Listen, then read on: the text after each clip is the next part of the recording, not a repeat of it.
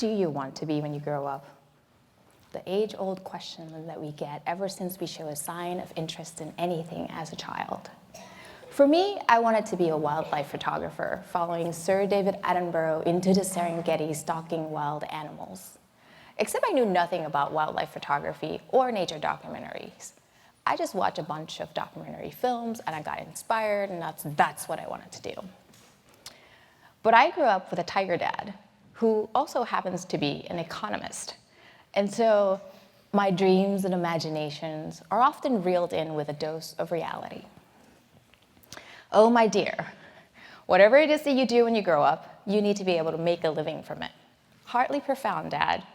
But as a child, everything was novel. Make a living? What is that? So it turns out wanting to be a wildlife photographer was a bit far-fetched for somebody who grew up in Bangkok. Most people back then wanted to be a doctor or maybe an airline pilot if they're like really wild. Fast forward a couple of decades later, I am not a wildlife photographer, you guys. But something has happened, because the answer to this question has itself gone wild. This exists.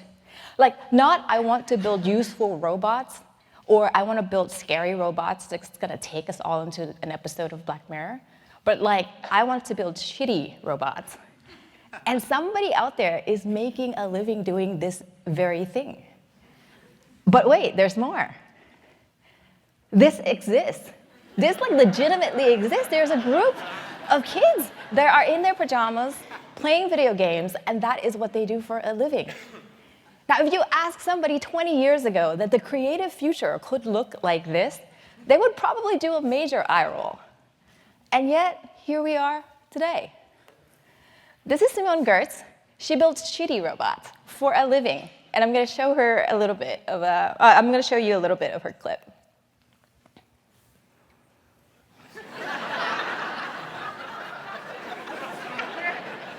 It is such a beautiful thing, isn't it? Humanity's greatest collection of imagination on display.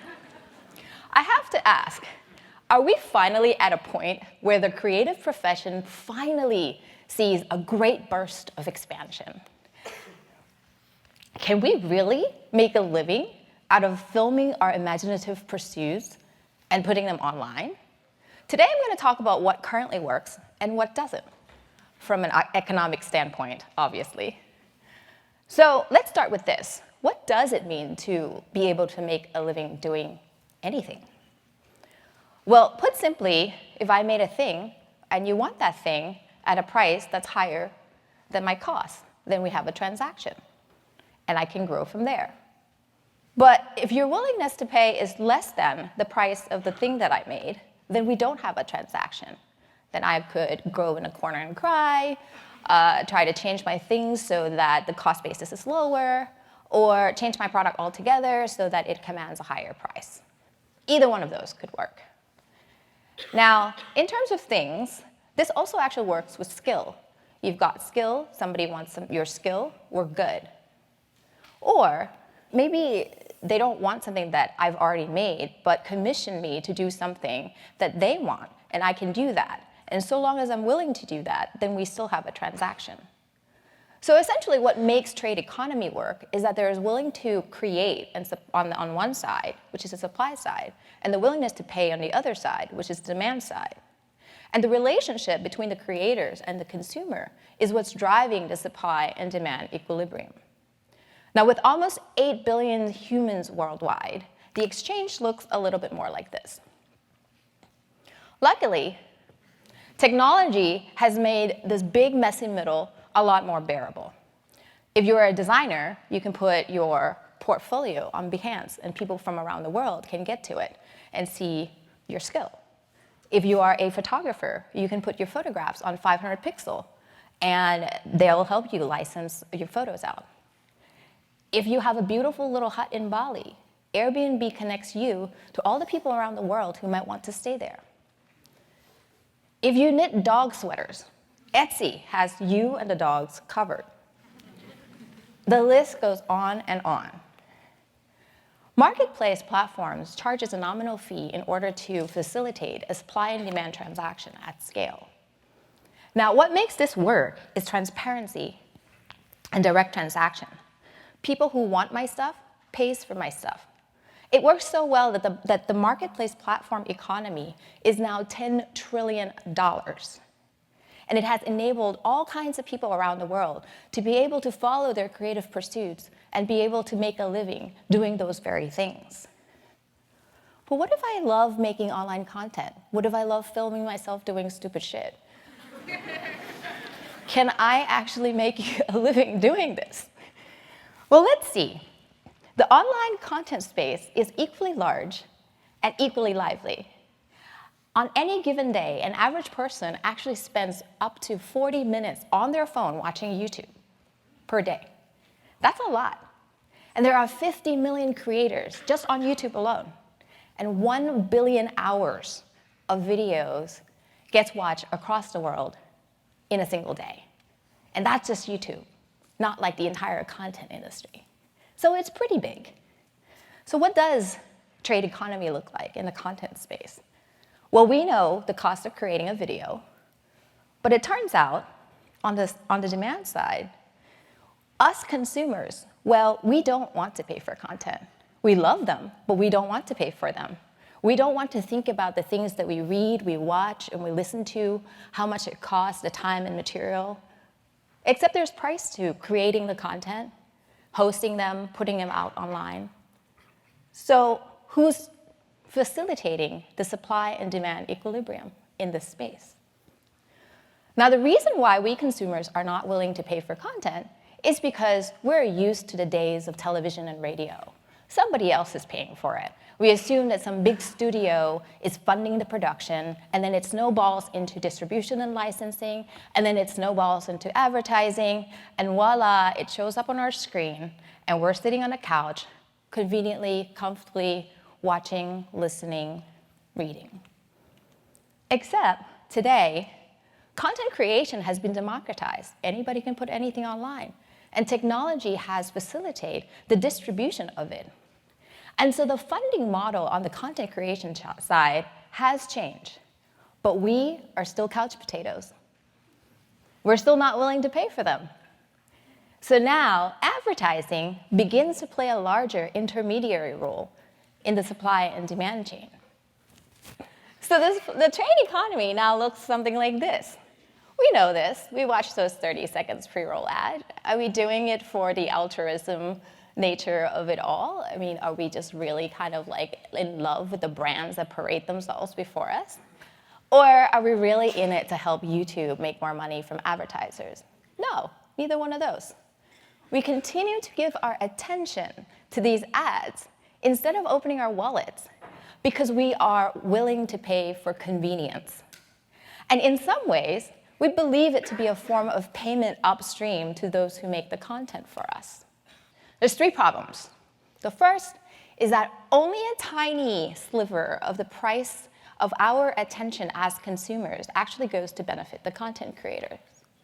Last year, the amount of ad revenue that YouTube pays content creators for the videos that they put online averages out to about $1.50 to $3 per 1,000 video views. The exact amount is somewhat hard to calculate because it varies and it depends on a whole lot of factors. Now, if you're at the top echelon of YouTube creators, then for that same 1,000 views, you'd make more money. Meanwhile, at the same time last year, the advertisers pay YouTube an average of $9.68 to put ad content in front of your video. And so let's do some basic math. Let's say you are an average YouTube creator, and your video hits 1 million views. Essentially, you take home somewhere between $1,500 and $3,000 for your video. That's really great, but that's actually 30% of the total revenue that's made on your video. Imagine that little beautiful hut that you have in Bali. If you had charged $100 a night for it on Airbnb, and Airbnb turns around and takes $70 out of that $100, would you be okay with that? Now, this is just how online advertising works. It's just the whole industry. It's not just YouTube. But maybe, From a creator's perspective, maybe this isn't about profit maximization. Maybe it is about the ability to express yourself online through content creation. Maybe it is about that, because there are, let's remember, 50 million of them on the platform. But maybe we're all led to believe that those creative self-expression and all of that stuff is what matters to us, and not necessarily the sustainability of our work. And for us consumers, the price of our attention, for every single time that we watch those ads and we think that it's going to go towards the people who create the content that we like, just remember that only a sliver of that actually goes there. Problem number 2.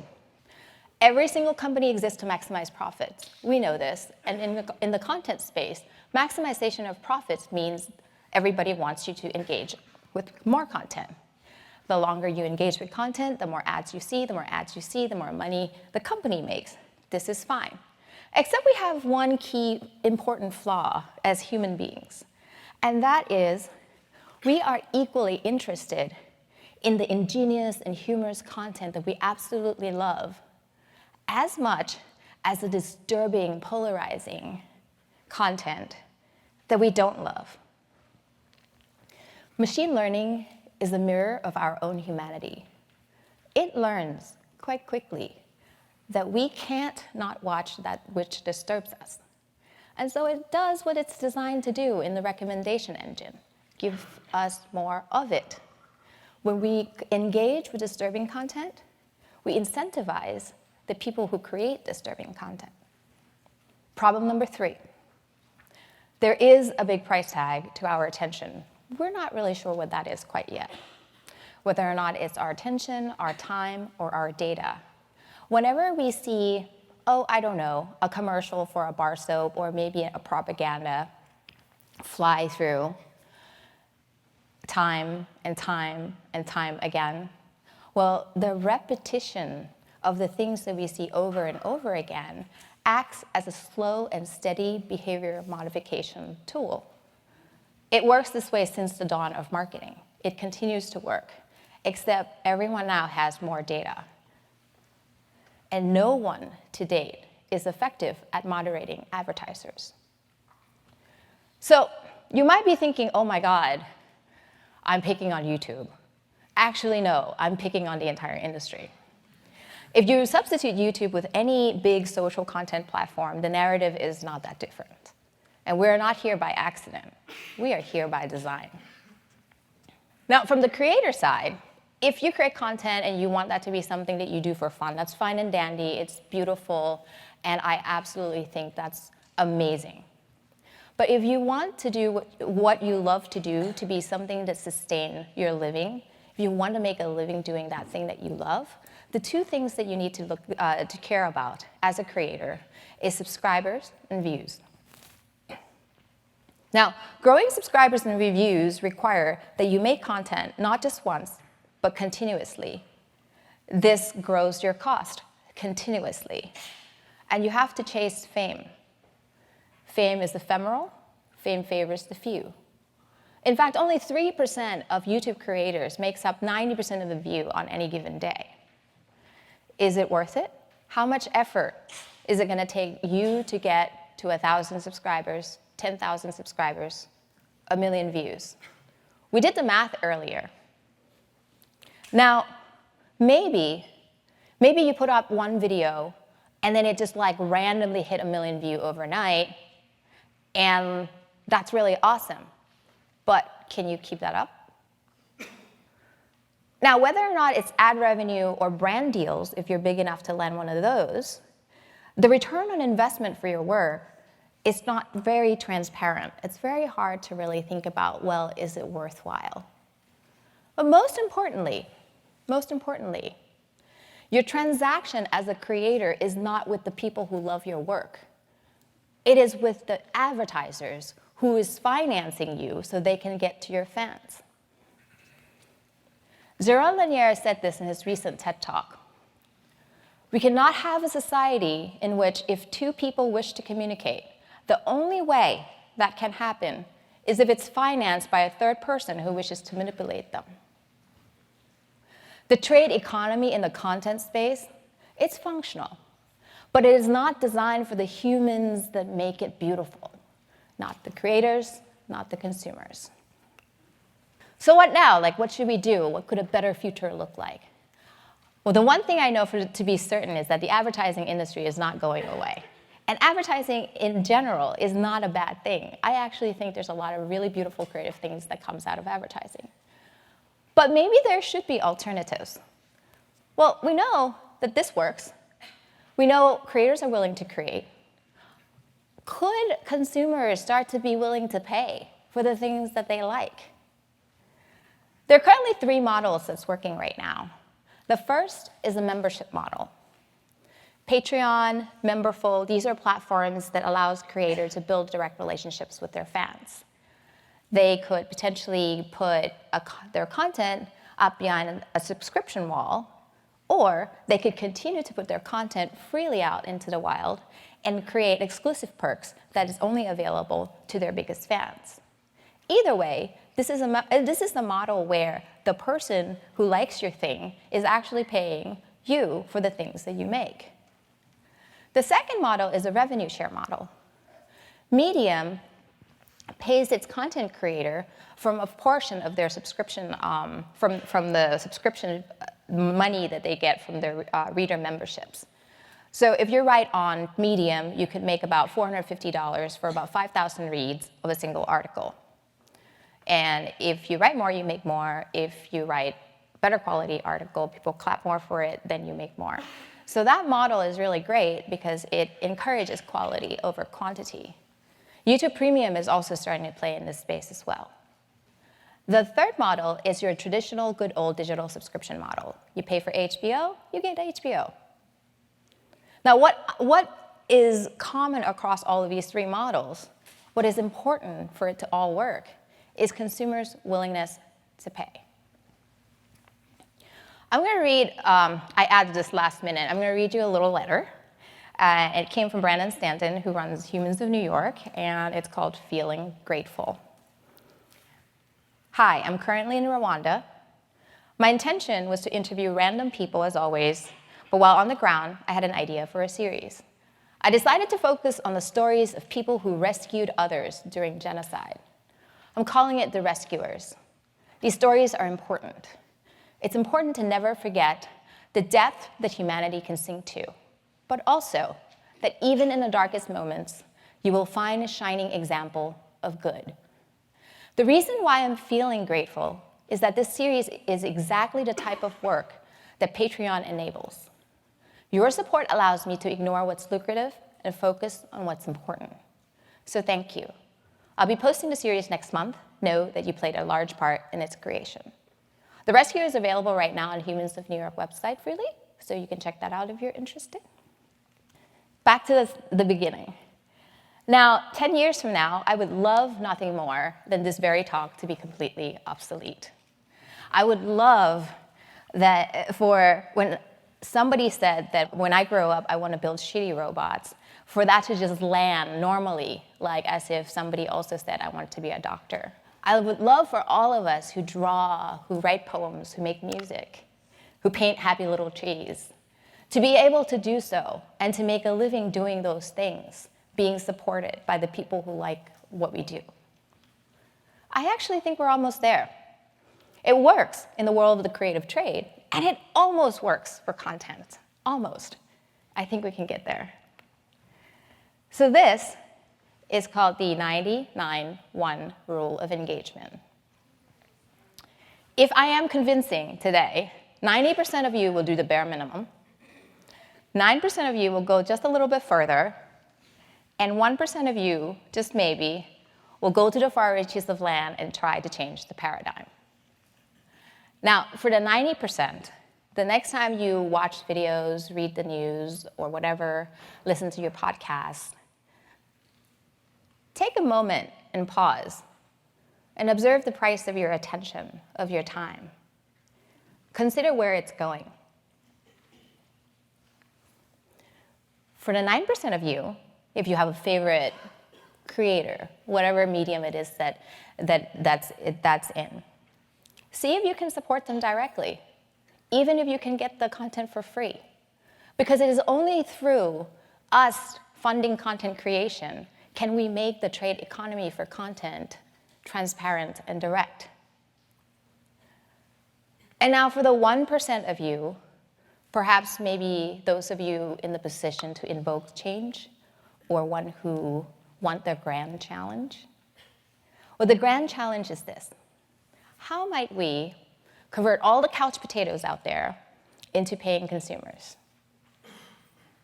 I go out, I want coffee, I pay for my coffee. It is not a big step, but it is a change, and it is a large-scale change. I don't have an answer for it, but what I do know is this. Design is a discipline of anticipation. Design uses human instincts to drive behavioral change, and we have always been able to design a world we intend. And so if we intend to create a trade economy for content that benefits the humans, that makes it beautiful, ingenious, hilarious, well then, the possibility is as wide as the space we create for it. And maybe one of you here in this room will make that happen.